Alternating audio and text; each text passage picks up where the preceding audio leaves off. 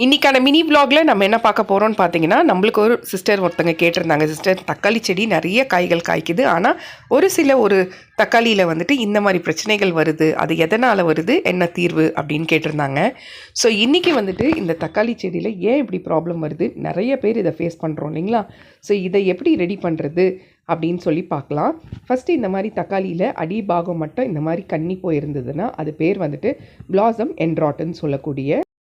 So இது ஏன் வருது அப்படின்னு கேட்டிங்கன்னா, கால்சியம் குறைபாடுனால வருதுங்க. ஸோ இந்த கால்சியம் குறைபாடுனால அதை சரி பண்ணுறதுக்கு நம்ம 2 வகையாக சரி பண்ணலாம். ஒன்று முட்டை ஓடு நல்லா பொடியாக்கி அதை மண்ணில் போட்டு விடணும். அதை ஒரு கைப்பிடி அளவு போட்டு விட்டால் இந்த பிரச்சனை குறையும். ஆனால் நாளடைவாக ஆகும்.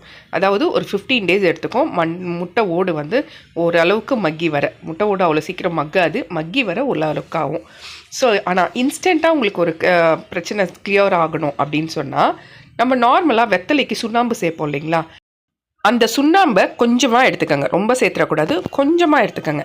எடுத்துகிட்டு 1 லிட்டர் தண்ணியில் நல்லா கலந்து விட்டுட்டு அதுக்கப்புறம் வேர்வை ஊற்றி விட்டுருங்க. 15 நாளைக்கு ஒரு முறை, இல்லைன்னா மாதத்துக்கு ஒரு முறை இப்படி கொடுத்தீங்கன்னா உங்களுக்கு இந்த மாதிரி தக்காளி செடியில் அடியில் இந்த மாதிரி ப்ராப்ளம் வர்றது தவிர்க்கும். ஏன்னா கால்சியம் சத்து சுண்ணாம்பு சத்துலேயும் நிறைய இருக்குது. அதனால் சுண்ணாம்பு நம்ம இன்ஸ்டண்ட்டாக செய்யும்போது சீக்கிரமாக உங்களுக்கு ரிசல்ட் கிடைக்கும். இதே முட்டை ஓடு சேர்த்திங்கன்னா அது மக்கி அதுக்கப்புறம் தான் உங்களுக்கு ரிசல்ட் கிடைக்கும்.